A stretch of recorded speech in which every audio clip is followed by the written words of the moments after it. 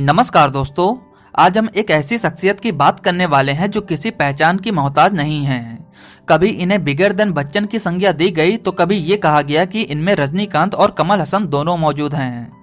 साल 1992 में 1,25,00,000 की फीस चार्ज करके ये मनी मशीन के नाम से मशहूर हो गए, जो कि साल 1992 से लेकर सन 2000 तक के हाईएस्ट टैक्स पेयर रहे। जी हाँ दोस्तों, आज हम बात करने वाले हैं मेगा स्टार चिरंजीवी साहब की। इस वीडियो में हम उनके संघर्ष से लेकर सफलता पाने तक के सफर पर चर्चा करेंगे। तो दोस्तों, चैनल को सब्सक्राइब करके वीडियो के साथ बने रहें। दोस्तों, मेगा स्टार चिरंजीवी बेसिकली एक तेलुगु एक्टर हैं। इसके अलावा ये तमिल, हिंदी और कन्नड़ा फिल्मों में भी काम कर चुके हैं। ये एक एक्टर के साथ साथ प्रोड्यूसर, टीवी होस्ट, राइटर और पॉलिटिशियन भी हैं। सिनेमा पर्दे पर चिरंजीवी के नाम से मशहूर इनका असली नाम है कोनिडेला शिवशंकरा वारू प्रसाद। फैंस इन्हें प्यार से चीरू भी कहते हैं। दोस्तों, ऐसा कहा जाता है कि इनके माता पिता भगवान अंजनी को काफी ज्यादा मानते थे, इसलिए उन्हीं के नाम पर इनका नाम चिरंजीवी रखा गया था। इनका जन्म 22 अगस्त साल 1955 को मोगलथुर आंध्र प्रदेश में हुआ। इनके पिता का नाम है कोनिडेला वेंकट राव, वहीं इनकी मां का नाम है अंजना देवी। पिता इनके कांस्टेबल थे, वहीं इनकी मां एक साधारण गृहिणी। दोस्तों, ये कुल 5 भाई बहन हैं, जिसमें चिरंजीवी साहब सबसे बड़े हैं। इनसे छोटी इनकी 2 बहनें विजया दुर्गा और माधवी राव हैं, वहीं पवन कल्याण और नागेंद्र बाबू इनके छोटे भाई हैं। इनका जन्म एक साधारण परिवार में हुआ।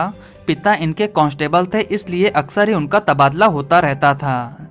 इनका ज़्यादातर बचपन अपने ग्रैंड पेरेंट्स के घर पर ही बीता। इनकी स्कूलिंग निदादवुलु, गुरुजला, पुन्नूरू, मंगलागिरी और मोगलथुर के अलग अलग स्कूल से पूरी हुई। इन्होंने अपना इंटरमीडिएट CSR शर्मा ओंगोले से पूरा किया। ये स्कूल के दौरान NCC कैडेट थे और इन्होंने 26 जनवरी की परेड में भी हिस्सा लिया है। ये कॉमर्स के ग्रेजुएट हैं, जो कि इन्होंने श्री वाईएन कॉलेज नरसापुर से पूरा किया है। दोस्तों, चिरंजीवी साहब बचपन से ही एक्टिंग में इंटरेस्टेड थे और हमेशा से ही अपने गोल को लेकर काफी क्लियर थे। पिता चाहते थे कि ये इन सब चक्करों में ना पड़ें और नौकरी कर लें, लेकिन ये नहीं माने और इन्होंने साल 1976 में मद्रास फिल्म इंस्टीट्यूट में अपना दाखिला लिया और अभिनय की बारीकियां सीखी। ये डांस में तो अच्छे थे ही, फिर क्या था, ये चल पड़े फिल्म इंडस्ट्री में अपना नाम बनाने को। इनको सबसे पहले पुनाधिरल्लु फिल्म में साइन किया गया और ये इस फिल्म के सेकंड लीड हीरो थे। हालांकि ये फिल्म समय पर रिलीज नहीं हो सकी और इत्तेफाक से इनकी दूसरी फिल्म प्रणाम खरीदू इनकी डेब्यू फिल्म साबित हुई। हालांकि इस फिल्म में ये कैरेक्टर रोल में थे और इस फिल्म से इनको कुछ खास फायदा हुआ नहीं।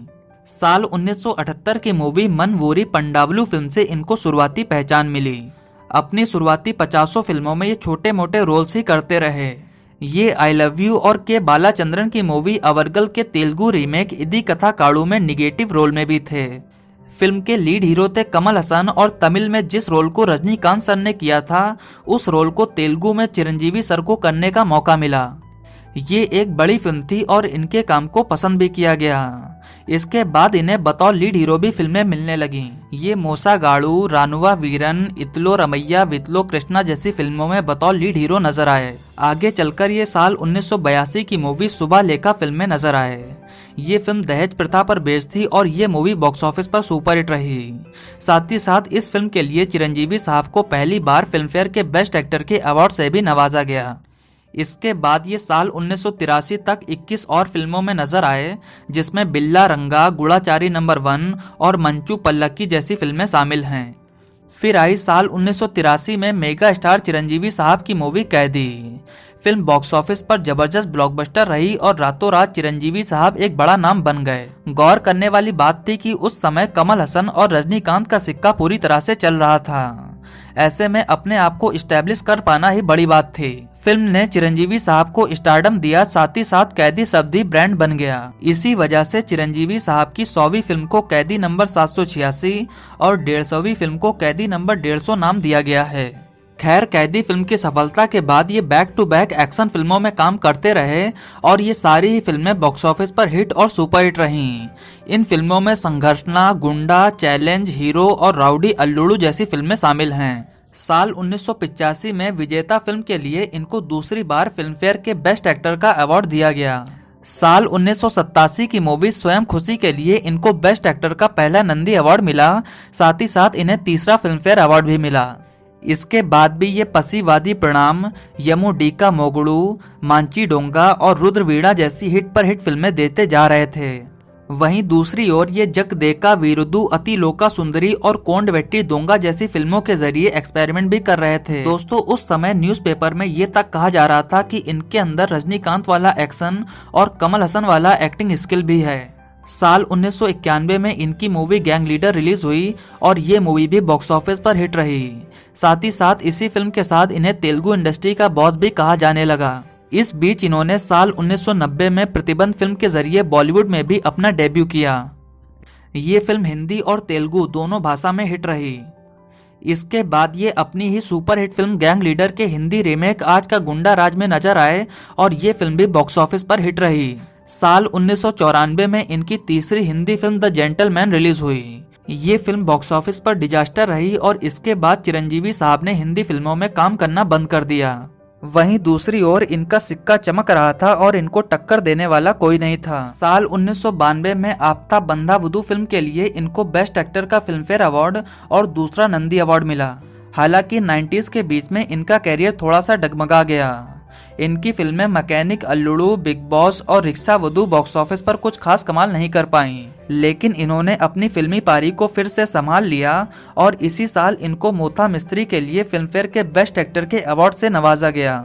इन्होंने बाउंस बैक किया, जिसमें हिटलर, मास्टर और स्नेहम कसनम जैसी फिल्मों ने बॉक्स ऑफिस पर जबरदस्त कमाई करी, जहां स्नेहम कसनम के लिए इनको फिर से फिल्मफेयर के बेस्ट एक्टर के अवार्ड से नवाजा गया।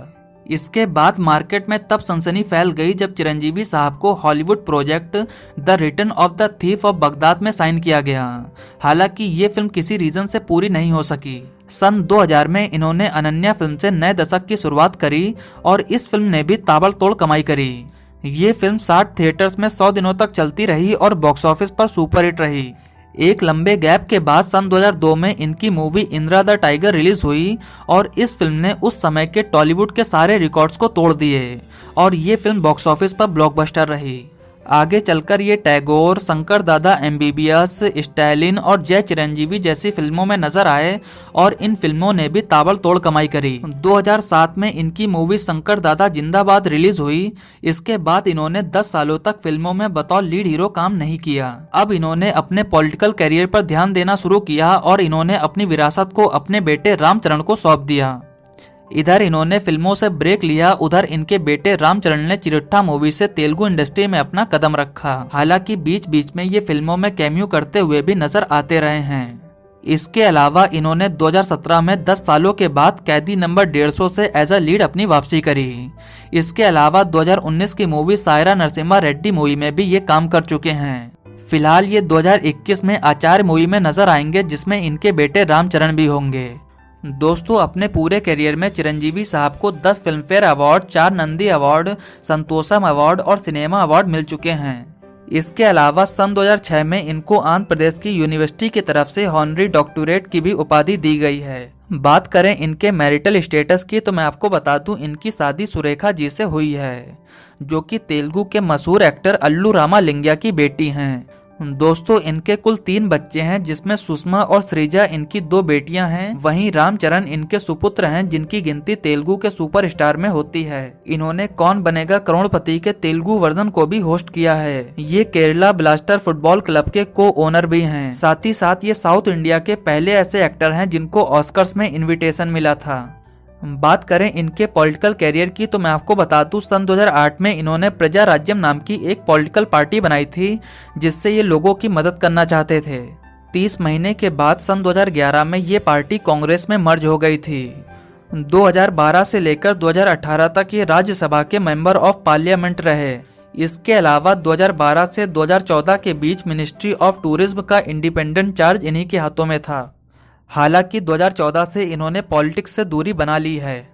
तो दोस्तों, ये रहा मेगा स्टार चिरंजीवी साहब पर हमारा एक डेडिकेटेड वीडियो। आपको हमारा वीडियो कैसा लगा आप नीचे कमेंट सेक्शन में बता सकते हैं। साथ ही साथ नेक्स्ट अब आप किस एक्टर के बारे में जानना चाहते हैं ये भी नीचे कमेंट सेक्शन में ज़रूर बताएं। अगर आपको मेरा वीडियो पसंद आया हो तो प्लीज़ लाइक करें, कमेंट करें और मेरे चैनल को सब्सक्राइब करें। आपका बहुत बहुत धन्यवाद।